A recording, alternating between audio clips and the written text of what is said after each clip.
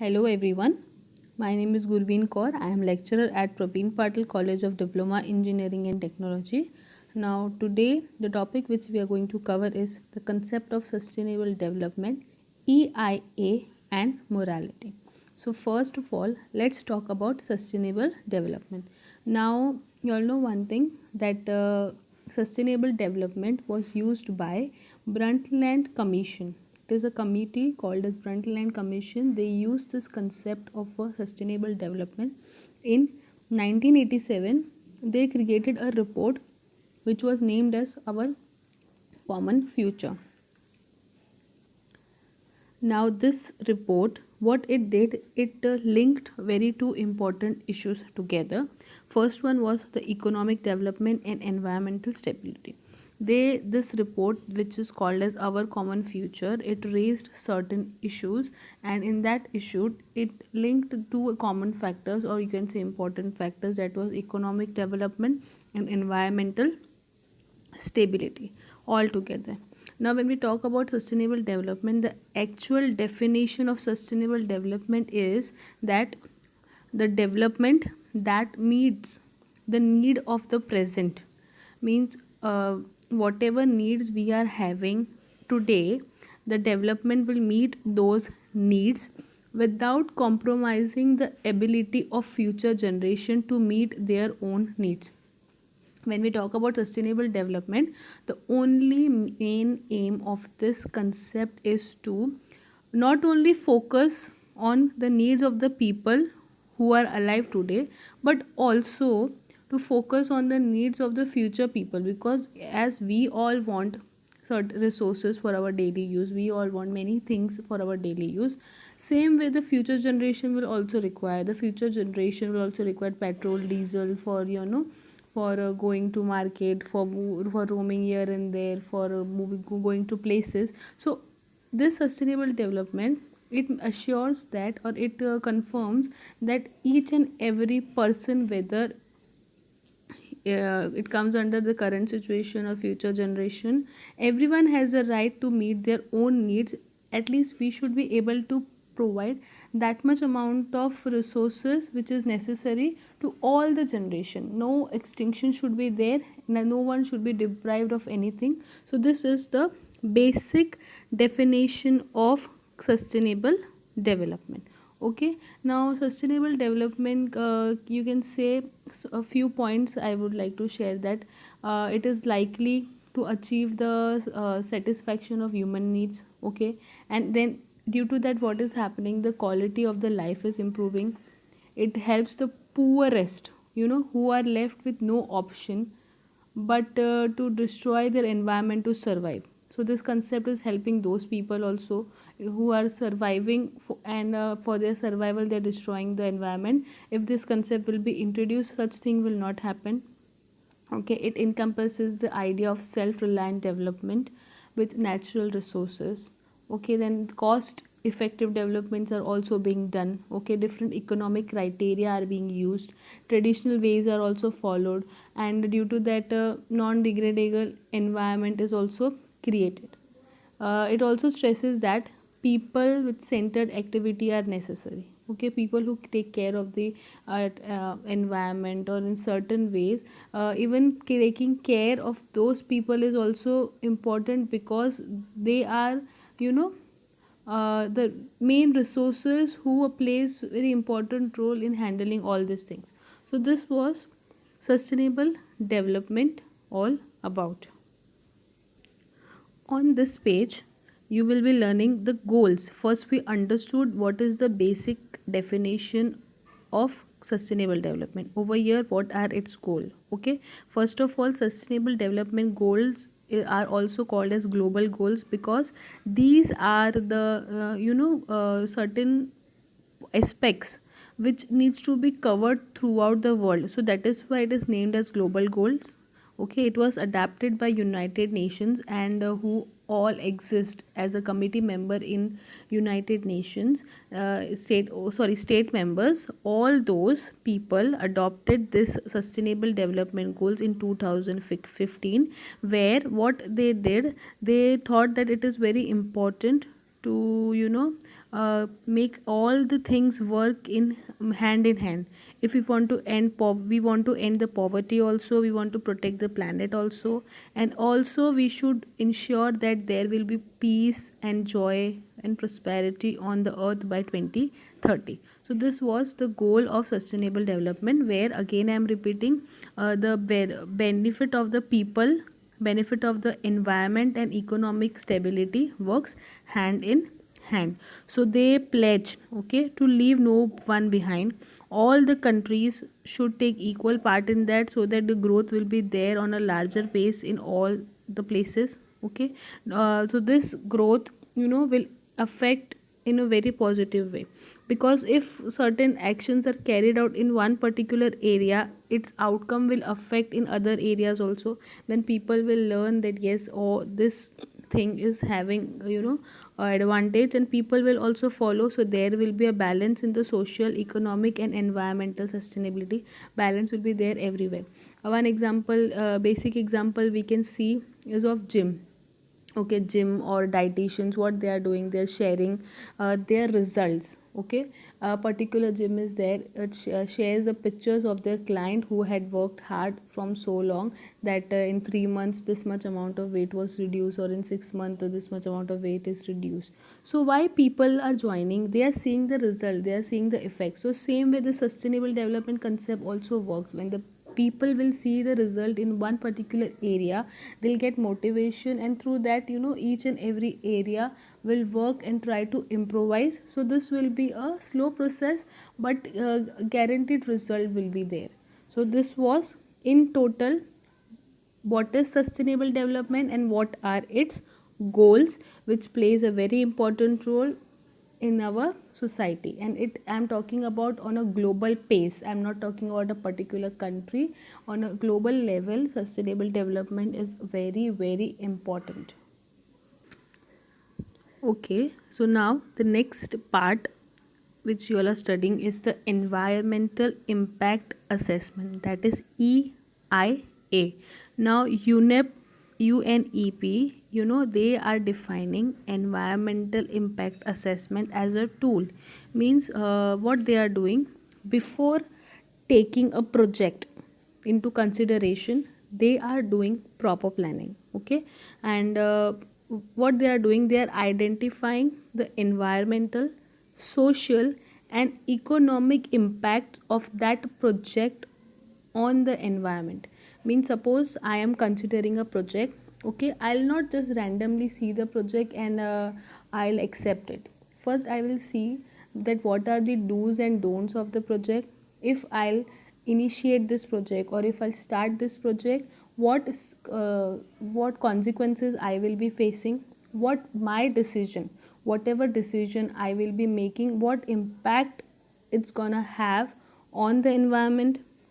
So all those factors they are considering, and in that factors, if they are considering a project, so for them decision making process is very much important. So they see that what they are sorry, they will see that negative environmental, social and economic impact should be good. Okay, because once you are under planning stage, it's okay. You can make changes in that. But if you are not notifying everything very properly, you are not understanding everything properly, and randomly you accepted the project and then you design it, so after designing you cannot move back. And if the uh, designing is not proper, or if anything goes wrong, what will happen? There will be greater adverse effects. You cannot move back from that point. So it's better to understand it in the decision making stage only, so no excess loss will be there. And this way what happens, many predictions, has a very save money also, time of the people also, in many different aspects. So this was environmental impact assessment. And over here certain steps are also given of environmental impact assessment. So the process is mentioned on this page. First one is screening. Okay, now in screening what is done, the project plan is gone through properly. in terms of investment, in terms of location, what type of development we want, and if the project needs any clearance or not, or clearance in the sense, if you initiate this project, if there are any chances of any restrictions or conflicts, that thing also, that thing is also important to be noticed, because once the project is started and you have any legal conflicts, it will have a very negative impact. So that is why they should it also check that clearance is there or not. Second is scoping. What will be the scope of the project, what is the potential of the project, what impact it will be having in the area where this project is going to be created. Okay, monitoring is required or not, all those factors come under scoping. Collection of baseline data. Now in this, what they are doing, it is the environmental status of the study area, means of that particular area, what is the environmental structure, how the what aspects are included in the environment, how the dealing is done in the environment, all those factor, how basically that environment is, that is judged or collected in the third step. Fourth step is impact prediction. Over in this, impact prediction means whatever prediction we did, whether it is having a positive impact, negative impact, or we can reverse the action done, or it is irreversible, what, or we are going to face temporary impact, means for short period of time we can face adverse effects, or for a longer time. All those things were added in the impact prediction. So due to this, what will happen, they understand a very good knowledge regarding the project. Then fifth one is mitigation measures and EIA report. Over here, report includes all the actions and the steps for preventing, minimizing, or minimizing the impact. Okay, or they are also seeing the level of compensation if in case of damage loss, means they are making a report where they will include the actions also, steps for preventing the environment, minimizing the effects, and in case the effect harm is done, so they should have a very good understanding. Okay, they should have a good resources, good amount of money, so that they are able to pay the compensation to that area. Then sixth step is public hearing. Now on completion of the EIA report, the public and the environmental groups which are very close to the project, okay, project side, means the people who are living in that area, are informed and consulted, means they'll a demo will be given to them, that this way this project is to be handled, or what, anything, any factor can be there, but the local people are given one opportunity to give their comments, so that they can make changes in their project.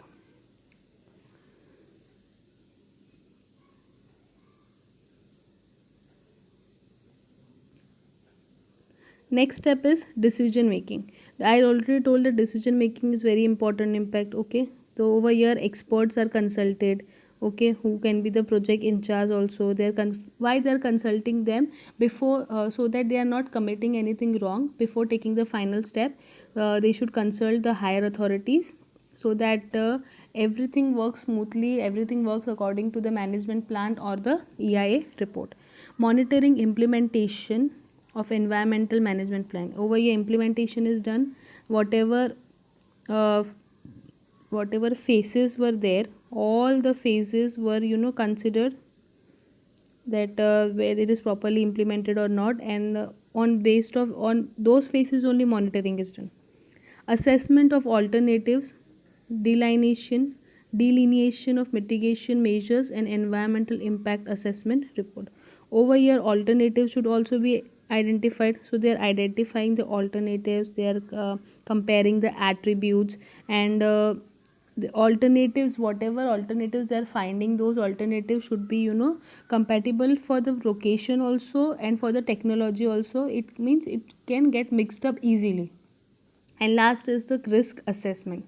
Now inventory analysis is done over there, what are the risk factors that can come into the probability, so all those terms are included in risk assessment.